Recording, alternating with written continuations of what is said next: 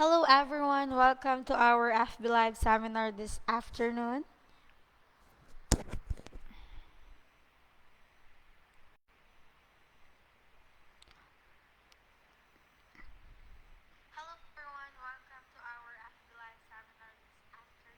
Study Leave in Migrate to Australia. So, yung topic po natin today is a short live seminar kung paano po makapunta sa Australia as a student visa holder.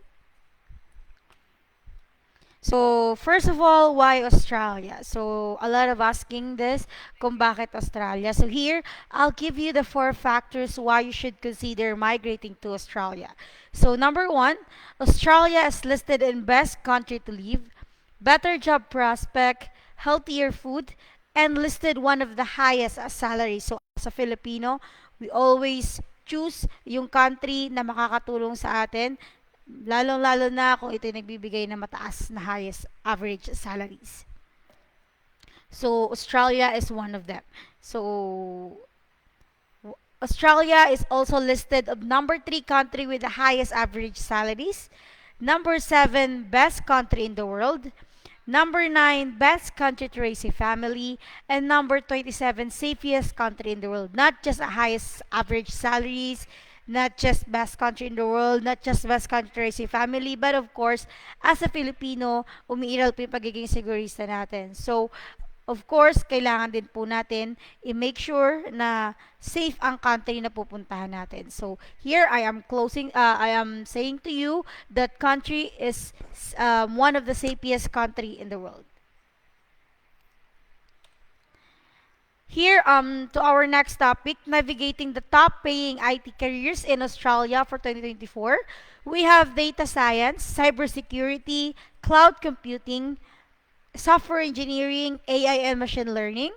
For data science, you have here some of the highest paid data science jobs. So we have machine learning engineer, data scientist, data engineer, computer vision engineer, natural language processing or NLP engineer, and ang kanilang annual income, it's jobs. For cybersecurity, we have here some of the highest paid cybersecurity jobs. So we have Chief Information Security Officer, Security Architect, Penetration Tester, Security Engineer, Security Consultant, at ang kanilang annual income. For cloud computing, we have Cloud Solution Architect, Cloud Engineer, Cloud Security Engineer, DevOps Engineer, and Cloud Data Engineer. At ang kanilang annual income, it's jobs.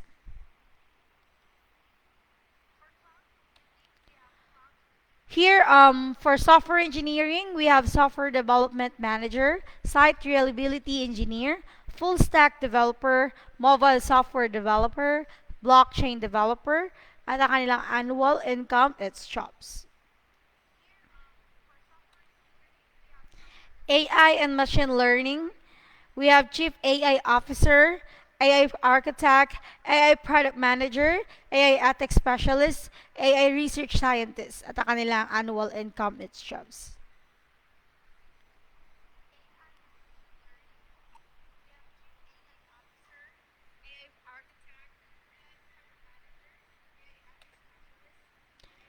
Here, sa ating next topic is how to find and apply for a job. So, dito po, we can help you with, or we can advise for www.seek.com.au because seek.com can help us to find a job na suit po sa atin as a student visa holder. So, once you find a job, where to apply or how to apply for a job, we have linkedin.com or www.linkedin.com that can help us to apply for a job. So, you can legit check kahit nasa bahay po kayo, pwede nyo po sa search as of now yung seek.com tsaka yung linkedin.com para mapatunayan nyo po na they provide a work and you can apply through linkedin.com.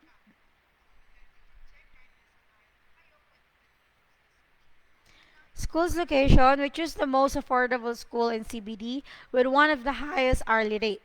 So we have 4 major cities in Australia. We have Sydney, Perth, Melbourne, and Parramatta. As of now, we have affiliated school in Parramatta doesn't need IELTS and show money. So free po kayo for IELTS and show money for affiliated school po namin sa Parramatta.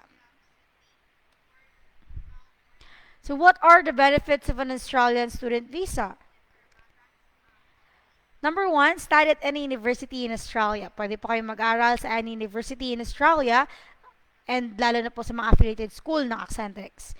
Second, travel in and out of Australia as necessary. Three, you can work part-time during your course of study for up to 20 hours every week.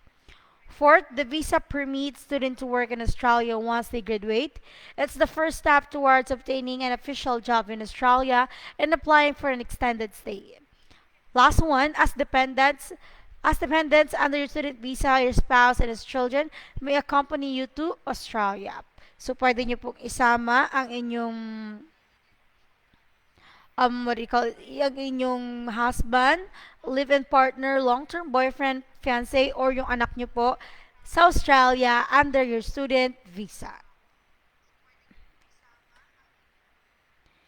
Here we have 5 part-time jobs. Example lang po ito. Pwede po kayong mag-apply any jobs as long as fit po siya as a student visa holder. Here it's just an example. You can apply as barista, bartender, server, hotel and hotel job, and fruit picking. It's just an example.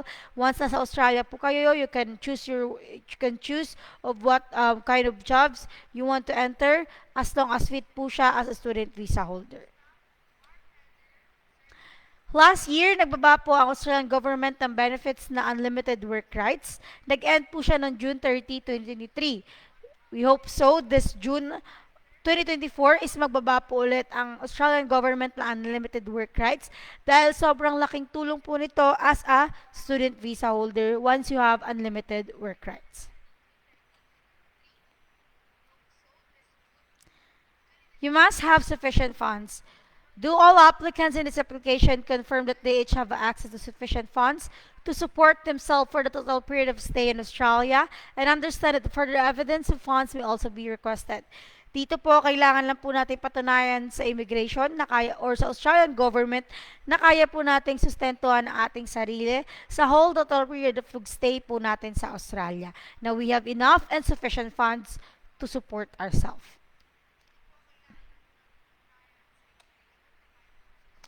What are the typical reason of rejection? First of all po is yung ating health declaration. So once you have blood disorder, cancer, heart disease, hepatitis B, C or liver disease, HIV infection including AIDS, kidney disease including dialysis, mental illness, pregnancy, respiratory disease that has required hospital admission or oxygen therapy, and other, pwede po kayo ma-auto-denied or auto-rejection once you have this kind of sickness. For actual courses, we have early childhood education and care courses and community service courses. Ayan po yung mga related courses na pwede nyo pong kunin. Ang kanilang onshore and offshore na enrollment, tuition, and material fees. So, pag nakita nyo na po yung related courses na gusto nyo pong kunin, sa Australia, at least makikita nyo na din po ang kanilang enrollment, tuition, and material fees, each courses. For management courses, information technology courses, and automotive courses, ayan din po ang kanila onshore, offshore na enrollment, tuition, and material fees. Trade courses, engineering course, hospitality courses, ayan din po yung enrollment, tuition, and material fees.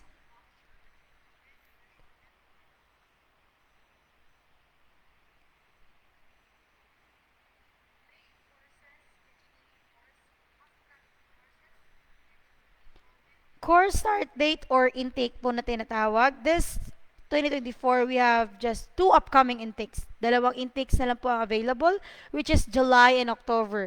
And mag-end po yung July intake for April, month of April, or May. So, pag gusto nyo po maghahabol sa no IELTS and no show money namin sa affiliated school po namin, mag-start na po kayo ng inyong application. Again, available intake is July and October. Summary of fees, ang total po na magagastos natin is just estimated only. So, add 10% buffer. So, for school tuition fee, school enrollment fee, school material fee, visa application fee, medical fee, OSHC or 1-year single applicant, biometrics. Ang total po na magagastos po ninyo is 253,550 pesos. Estimated lang po iyan, so add 10% buffer. Hindi pa po kasama ang ating plane ticket and ang accommodation po natin sa Australia. How to earn 1 million pesos in just 5 months. So if you work 40 hours a week at $35 an hour, you will be paid 1,400 AUD per week. So sa ating first 5 months, we earn 28,000 AUD dollars. And peso, it's 1 million pesos. So in a single as a single applicant, you earn 1 million, almost 1 million, 1 million pesos in just 5 months. As a couple naman, your live-in partner, husband, fiancé, long-term boyfriend. So if you are a couple na pupunta kayo sa Australia, so if a couple work 40 hours a week at $35 an hour, they will be paid 1,400 AUD per week each. Together, they make 2,800 AUD per week salary. So sa kanilang first 5 months sa Australia, they earn 56,000 AUD ang maiipon po nila as a couple. In peso, it's 2 million pesos. So, a couple will earn 2 million pesos in just 5 months nila sa Australia. So, base po ito sa $35 per hour and 40 hours a week. So, 8-step application. Step 1, sign the agreement. Step 2, submit all the requirements. Step 3, assessment of your qualification. Step 4, you will receive an advice. Step 5, submit application to school. Step 6, convince the immigration that you are a genuine student. Step 7, submit visa application. Step 8, arrange accommodation and travel. These are the steps that a student will undergo but not limited. So, ayan po yung 8-step application process ng inyong pagdadaanan sa Accentrex. Once mag-start na po kayo ng inyong process or yung inyong application sa Accentrex as a student visa holder. Fill up the PDF form agreement, school enrollment form, submit all the required document, pay the enrollment fee directly to school, pay the tuition fee, and apply for a visa immigration.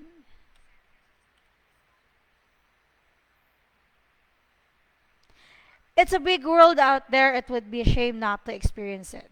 So, sa mga gusto po mag-start na inyong application, just drop down your full name, number, then after the seminar, tatawagan po kayo ng aming team. Sa mga gusto naman po magpa-set up ng face-to-face consultation dito sa office namin, which is located at AIC Burgundy Empire Tower, Ortigas at the back of Robinson Galleria. Same procedure, just drop down your full name and number sa ating live, sa ating comment screen. Then after the seminar, tatawagan po kayo ng aming team to assist your inquiry. Everyone, thank you so much for watching our short live seminar this afternoon. See you again tomorrow.